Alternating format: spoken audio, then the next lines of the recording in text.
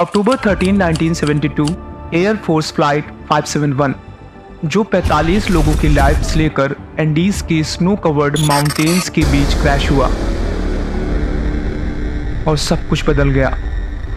ये सफर जो एक खुशियों भरी यात्रा से शुरू हुआ बन गया मौत से लड़ने की एक कहानी। जिंदा रहने की चाहत और हिम्मत की आखिरी हदों तक का यह स्ट्रगल, जहां जिंदा रहने के लिए अपने ही फैमिली मेंबर्स और दोस्तों की डेड बॉडीज सबको खाना पड़ा। 72 दिनों तक तकरीबन -30 डिग्री टेम्परेचर और लगभग ना के बराबर के फूड की वो लाइफ। कैसे ये सफर दुनिया के लिए मिसाल बन गया। तो चलिए हम ले चलेंगे आपको उन मोमेंट्स में जब हर सांस एक नई उम्मीद लेकर आती और हर पल मौत के करीब। 12 अक्टूबर 1972 मॉन्टेविडियो उरुग्वे का एक नॉर्मल डे जिसमें एक्साइटमेंट और एंटिसिपेशन थी। उस दिन Uruguayan air force flight 571 old Christians club rugby team को सैंटियागो में होने वाले मैच के लिए चिले से ले जाने के लिए तैयार थी। ये उनके लिए केवल एक मैच नहीं था बल्कि उनके लिए एक ड्रीम था। इसीलिए इसमें उनके साथ उनके कुछ दोस्त और उनके फैमिली मेंबर्स भी उनका साथ दे रहे थे। प्लेन में कुल मिलाकर 45 लोग थे जिसमें 5 क्रू मेंबर्स, 19 प्लेयर्स और बाकी के बचे हुए उनके दोस्त और फैमिली मेंबर्स उस प्लेन में थे। प्लेन को experienced pilot colonel Julio Cesar Ferradas fly कर रहे थे, जिसमें उनके copilot the lieutenant colonel Dante Hector Lagurara भी उनका साथ दे रहे थे।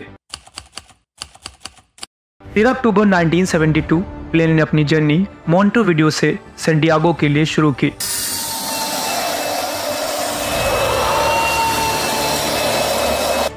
यह हमेशा की तरीके एक रेगुलर फ्लाइट थी, लेकिन इस टाइम एंडीज माउंटेन का एरिया अभी भी अनप्रेडिक्टेबल था। वेदर बिल्कुल भी ठीक नहीं था और माउंटेन के उस एरिया में टर्बुलेंस बहुत ज़्यादा हाई था। इसके बावजूद किसी को ये नहीं पता था ये सफ़र उनकी लाइफ की सबसे बड़ी गलती साबित होगी, जो उन्हें मौत का वो भयानक मंजर दिखाएगी। पायलट ने डिसाइड किया वो मेंडोजा अर्जेंटीना के ऊपर से गुजरते हुए एंडीज माउंटेन को क्रॉस करेंगे, लेकिन वेदर बहुत तेजी से बिगड़ रहा था। अब उनको कुछ भी दिखना बंद हो गया था। ऊपर से पायलट अब ये भी अनुमान नहीं लगा पा रहा था एग्जैक्ट उसकी पोजीशन क्या है। इसी समय उनसे एक गलती हो गई। उन्हें लगा उन्होंने एंडीज माउंटेन को क्रॉस कर लिया है और उन्होंने प्लेन की हाइट को कम करना शुरू कर दिया, जबकि वो अभी भी माउंटेन के ऊपर ही थे। 13 अक्टूबर शाम 3:45 पर प्लेन पीक से टकराई और उसके विंग्स और टेल पूरी तरह से टूट गई। प्लेन का आगे का हिस्सा दूसरी पीक से टकराया और प्लेन क्रैश हो गया। 12 पैसेंजर्स ऑन द स्पॉट ही मर गए और बाकी के लोग पूरी तरह से इंजर्ड हो गए। वेदर बहुत ज़्यादा ख़राब था और चारों ओर बस बर्फ़ ही बर्फ़ और मौत का मातम। जो लोग बच गए थे, पहले उन्होंने सोचा आज रात कट जाए तो कल सुबह कोई न कोई रेस्क्यू टीम आकर उन्हें बचा ही लेगी। क्योंकि सर्दी बहुत ज़्यादा थी, इसीलिए पहले डेड बॉडीज़ को बाहर निकाला गया, फिर स्पेस एडजस्ट किया गया और उनसे कवर करके किसी तरीके से उन्होंने रात गुजारी। पहले उन्हें लगा था शायद अगले दिन कोई न कोई आ ही जाएगा, पर जब अगले दिन कोई भी नहीं आया तो अब बचे हुए लिमिटेड फूड और वाटर से वो कब तक जिंदा रहेंगे, ये भी चैलेंज उनके सामने था और ये ज़्यादा दिन तक चलेगा भी नहीं। हालांकि पानी के लिए वो बर्फ़ का यूज़ कर सकते थे, लेकिन प्लेन क्रैश की वजह से उनके आसपास का जो भी बर्फ़ था वो ख़राब हो चुका था। इसके साथ साथ उनका वेस्ट भी था, तो पानी के लिए उनको बर्फ़ पार करके थोड़ा दूर जाना पड़ता था। इसी तरह से 3 दिन बीत गए।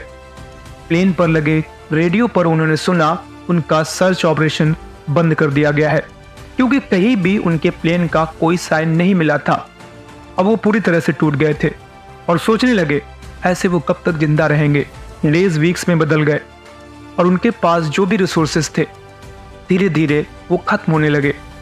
जब भूख बर्दाश्त नहीं हुई और जिंदा रहने के लिए उनके पास कोई ऑप्शन नहीं था, तो उन्होंने वो डिसीजन लिया जो शायद एक नॉर्मल इंसान कभी नहीं ले सकता। उन्होंने मरे हुए फ्रेंड्स और फैमिली मेंबर्स की डेड बॉडीज को खाने का डिसीजन लिया, क्योंकि इनके पास और कोई दूसरा ऑप्शन भी नहीं था।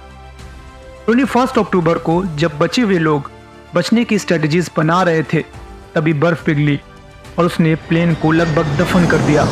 इसमें 8 और लोगों की मौत हो गई। अब टोटल मिलाकर 25 लोग बचे थे।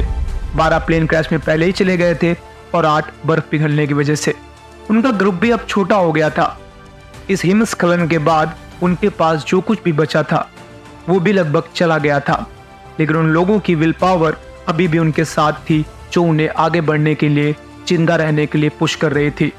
अब तक वो लोग भी अच्छी तरह से जान गए थे, अगर उन्हें जिंदा रहना है तो उन्हें बर्फ का रास्ता तय करना पड़ेगा और लोगों को खोजना पड़ेगा ताकि उनकी हेल्प हो। ऐसे वो बहुत ज्यादा दिनों तक जिंदा नहीं रह पाएंगे।